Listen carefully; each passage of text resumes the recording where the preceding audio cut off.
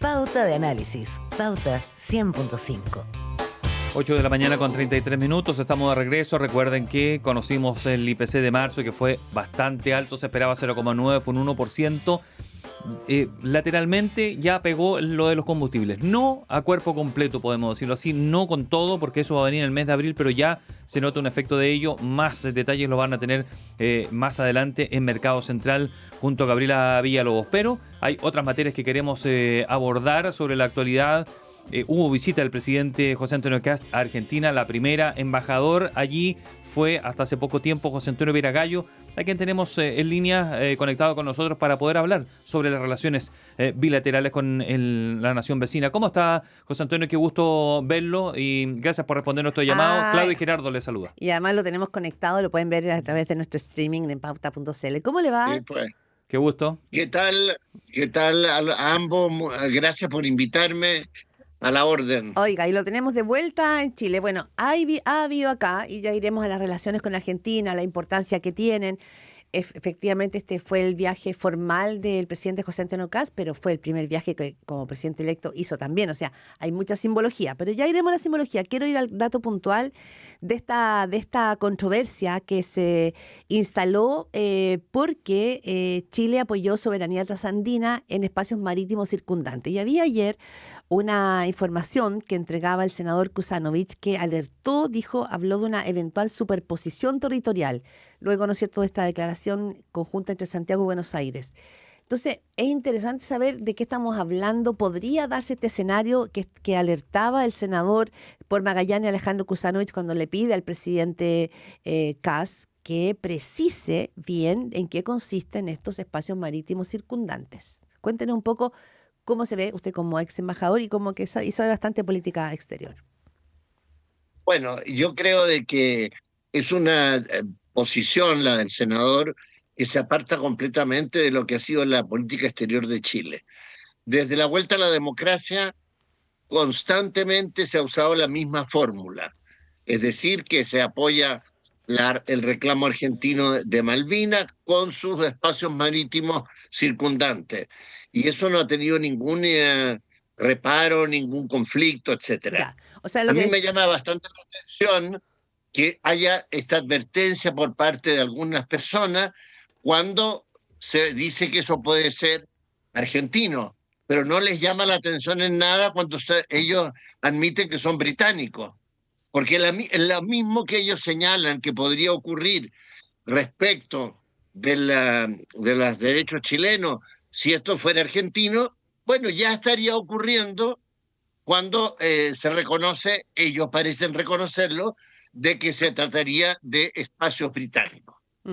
No, la pregunta entonces si acá se está, o sea, la pregunta que plantea o también, ¿no es cierto?, la inquietud que plantea un senador pidiendo precisión respecto a los derechos de soberanía de la República Argentina sobre las Malvinas y el rol de Chile, ¿está exagerando el punto? O sea, ¿usted más bien respalda lo que señalaba ayer el canciller Francisco Pérez Maquena respecto de que esto es una política de Estado? Totalmente, y creo que él, digamos, no solo exagera, él se equivoca. Y realmente la Cancillería lo ha dejado muy en claro de que esto no afecta en absoluto ni las pretensiones chilenas respecto de la Antártida, ni la soberanía marítima del país, ni tiene que ver con la plataforma extendida continental. Bueno, quizás porque como el senador es de Magallanes, entonces quizás ahí se genera. Él trata de explicar esto junto con otra persona como si se tratara de un solo gran sistema que involucraría toda la parte austral. Bueno, pero no funciona así, digamos, en el derecho internacional. José Antonio Viragallo, en términos aún más simples, entonces podemos decir que no hay un cambio en la postura histórica que ha tenido Chile con respecto a Argentina en las Islas Malvinas. Se mantiene la misma política de Estado. Se mantiene la misma y eso a mí me alegra mucho porque quiere decir de que en un aspecto central de la relación bilateral ha habido una política de continuidad. Le quería pasarlo a otro tema, tiene que ver con el caso de Galvarino Pablaza. Usted cuando estuvo en ejercicio del cargo como embajador, usted decía que esperaba que se extraditara a Chile para que enfrentara la justicia, abogó por ello. no ocurrió y ahora está prófugo de la justicia. Su abogado dice que está escondido en Buenos Aires, que él tiene contacto con él. Usted decía en otra entrevista hace 48 horas que era un caso policial. ¿Es un caso estrictamente policial porque antes tuvo un refugio? Eso no es policial, es político. Claro, pero ese refugio ya terminó. O sea, la justicia argentina ya reconoció de que habiéndosele quitado el refugio, esa decisión del gobierno argentino era adecuada. Se puede uno discrepar o no de esa sentencia judicial, pero eso ya es cosa juzgada. Tan es así que se comunicó por parte del Tribunal Federal a la Cancillería que la extradición estaba lista. Solo faltaba el visto bueno de la Cancillería. Según la Constitución argentina, el gobierno tiene que dar su parecer. El gobierno dio su parecer positivo, lo único que faltaba era que el juez diera el cúmplice a la sentencia, cosa que hizo la jueza Servini de Cubría, una persona muy conocida en Chile por haber sido la persona que llevó adelante el juicio del caso Prat. José Antonio Veragallo, si uno mira la película larga, el caso de Galvarino Pablaza ha cruzado muchos gobiernos. Y podemos hablar, ¿no es cierto?, de si hubo un apoyo del gobierno kirchnerista, no hubo, se le dio la condición de refugiado, pero mirado como más en el hilván netamente político, ¿qué es lo que le permite a él estar, ¿no es cierto?, instalado en la Argentina y poder dilatar durante tantos años, durante décadas, una posible extradición? ¿Qué es lo que hay de fondo?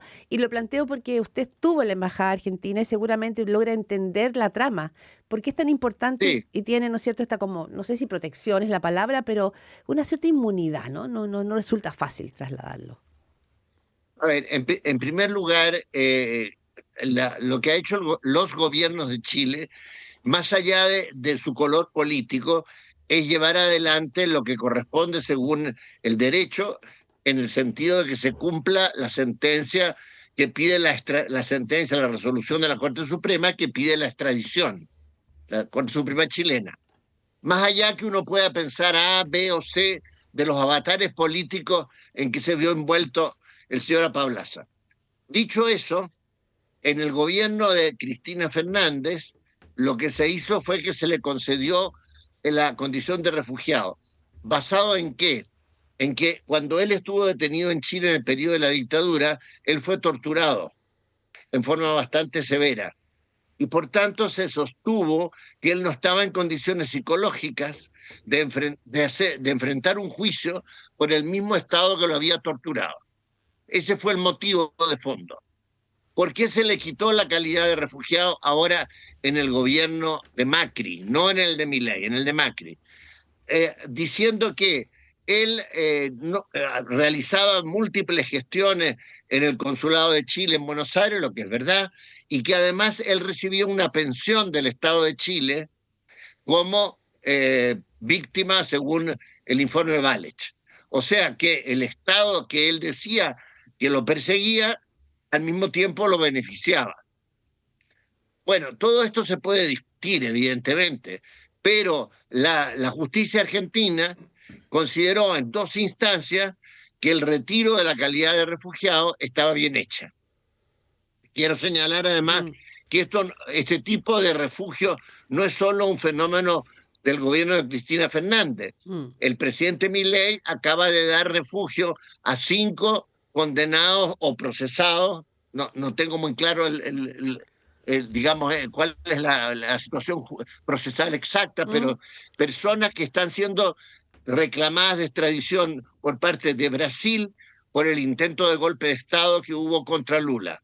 Y él entonces le dio la calidad de refugiado recientemente, lo mismo que hizo Cristina Fernández respecto a Pablaza. José Antonio Veragallo, ¿usted estaba de acuerdo con ese refugio a Galvarino Pablaza? Mire, yo estoy de acuerdo con que las personas vayan digamos, se sometan a la justicia. Si él era inocente, como dice, no veo por qué no puede venir a Chile y alegar su inocencia. Creo que lo que ha pasado ahora recientemente con esta señora, me parece de nombre Rivas, en Australia, Australia. ¿Sí? de la DINA, es el caso espejo de Apablaza, al contrario, políticamente. O sea, ella también alegaba que no podía ser juzgada en Chile, en fin, la misma cosa, y al final un tribunal de Australia, igual que la justicia argentina, Aprobó su extradición a Chile. dijeron que podía ser extraditada. Entonces, las personas que dicen que en Chile no puede ser juzgada Pablaza, pero sí puede ser juzgada la señora Rivas, hay algo de incoherencia. Yo creo que pueden ser juzgados a Pablaza y Rivas. Sí. Hablamos esta mañana en Pauta Análisis con José Antonio Viragallo, ex embajador de Chile en la Argentina, y lo llevo más a la política exterior también. Se lo señalaba al comienzo, el primer viaje que hizo el presidente José Antonio Kast cuando fue electo fue a reunirse con Javier Milei. Ahí está la escena, ¿no es cierto?, de la famosa motosierra. Me imagino que usted estuvo con él en ese minuto, usted era embajador del gobierno anterior. Y ahora su primer viaje formal es nuevamente a la Argentina. En términos de la simbología política, ¿qué es lo que hay que entender o qué lee usted en ese viaje? Más allá de que Argentina es un socio importante, pero también lo es Brasil para Chile. A ver, yo recuerdo la otra vez que fui embajador en el gobierno primero de Michelle Bachelet, que el electo presidente Macri vino siendo presidente electo a visitar a la presidenta Bachelet a La Moneda. Me tocó estar en esa reunión.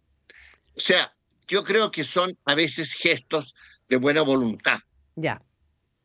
Creo que el primer viaje del presidente Boric fue también a la Argentina a visitar al presidente Alberto Fernández. Ahora, en el caso del actual presidente, se suma a eso que existe una afinidad ideológica entre los dos presidentes, si bien tienen una gran diferencia cultural. Porque mientras el presidente Kast es una persona conservadora de tradición católica, el presidente Milei es un anarcocapitalista que proyecta eso también en el ámbito de los valores. O sea, ellos no tienen acuerdo en materias valóricas, pero sí tienen acuerdo en materias ideológicas de otro tipo.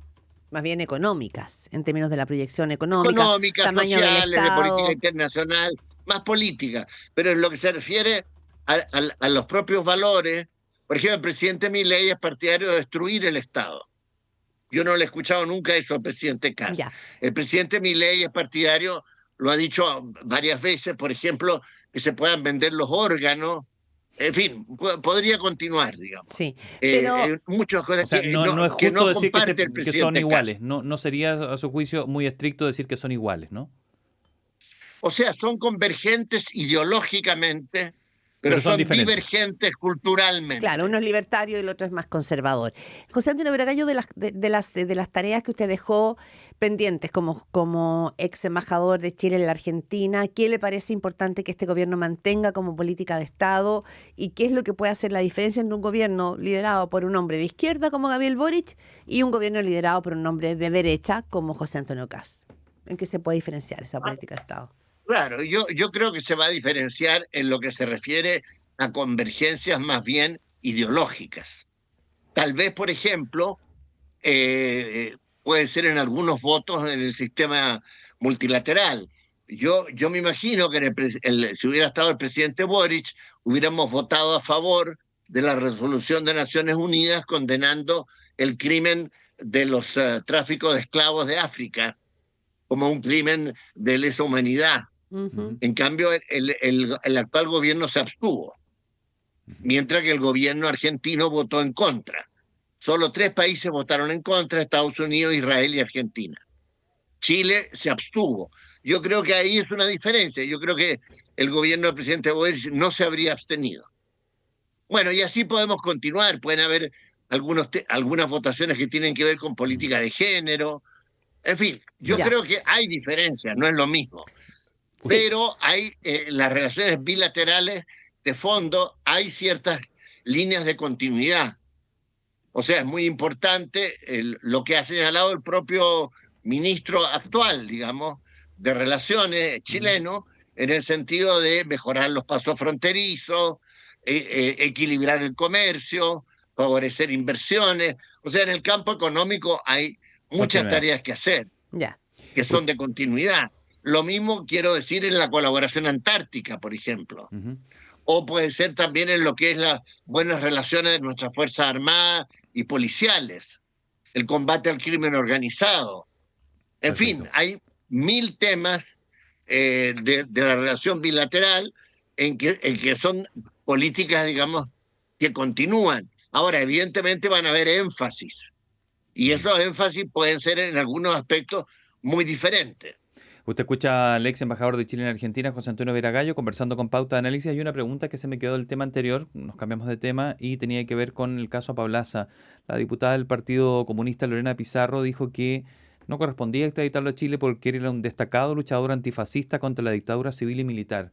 ¿Usted comparte eso, sí o no, y por qué? No, yo nunca compartí la lucha armada contra la dictadura. Desde esa época siempre estuve en contra. No solo por motivos, digamos, es decir, hay 1000 motivos, pero principalmente por motivos políticos, porque iba derecho a un fracaso, como fue un fracaso. Y además no solo un fracaso, sino que el Frente Patriótico se dividió en dos, cuando el Partido Comunista decidió retirar su apoyo a este tipo de lucha. El frente se dividió, hubo un frente autónomo, del cual formó parte Galvarino Paulaza, y ellos fueron en democracia que cometieron asesinatos y secuestro. Yo no soy partidario en ningún caso de acciones de asesinato o de secuestro, que más bien califico como terrorista. Sí. Bueno, ¿Él lo es? ¿Él es un terrorista, a su juicio? Mire, yo no quiero entrar en polémicas del pasado, Ajá. pero la verdad que las acciones que él cometió, o que él cometió, que el Frente cometió, ahora se puede discutir si él es responsable o no, porque él no fue autor directo en el caso del asesinato de Jaime Guzmán. Pero evidentemente son acciones que yo condeno totalmente.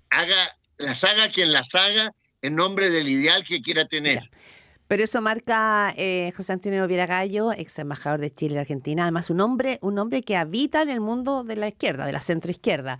Eso que usted señala, ese punto que usted hace, probablemente marca o cristaliza las enormes diferencias que a veces en distintos temas uno ve entre la izquierda del socialismo democrático y esa otra izquierda, digamos, liderada, ¿no es cierto?, por el Partido Comunista o incluso el Frente Amplio. Vuelve a poner en evidencia usted esa división con lo que plantea. Bueno, yo creo que cuando Janet Jara respondió duramente en términos de que su viaje a Argentina no tenía nada que ver con Apablaza, me parece a mí que ella tampoco está avalando las acciones que realizó el Frente Autónomo. El Partido Comunista oficialmente, según entiendo, nunca avaló políticamente las acciones del Frente Autónomo. Sí del Frente antes de que se dividiera. Bien. Usted escucha a José Antonio Veragallo conversando con Pauta de Análisis sobre la actualidad de las relaciones bilaterales. Usted decía Chile va a poner ciertos acentos, más allá de que hay una política de Estado que en varias cosas se va a mantener. ¿Cuál cree usted que puede ser el acento que dé ese sello distinto a lo que estaba haciendo durante la administración Boric? A ver, por ejemplo, la administración Boric tenía como uno de sus elementos en la definición de la política exterior turquesa, que se llamaba, y la política exterior feminista. No creo que esos sean dos líneas que vayan a continuar. ¿Usted cree que ahí, en este caso, va a haber una relación privilegiada del gobierno de José Antonio Kast con Javier Milei, pensando en que Chile siempre ha entendido, ¿no es cierto?, que otro gran gigante en la relación de política internacional es Brasil, y que también se requiere, por la crisis migratoria, relaciones privilegiadas con Perú, con Bolivia? Pero usted lo que ve aquí, en términos como macro, es que hay por esta cercanía ideológica, ¿es Argentina el socio privilegiado de Chile hoy día? Mire, yo quisiera pensar o traer a colación lo que decía el general Perón, el ABC. O sea, el ideal sería en América del Sur que hubiera una convergencia entre Brasil, Argentina y Chile, y eso comprendiera a los demás países del Mercosur. Eso sería lo lógico. Bien. Ahora, ¿a cuán lejos? Ahora, eso no requiere que los gobiernos de cada país piensen igual. Yo creo que eso es una cosa que tenemos que asumir. El pluralismo en América Latina va a continuar por mucho tiempo, por siempre. Entonces hay que hacer la unidad en torno a intereses permanentes que sean comunes. Bien. José Antonio Veragallo, un placer conversar con usted. Le agradecemos este diálogo. Que esté muy bien. Que tenga un buen día. Un abrazo. Realmente, gracias. Chao. Chao.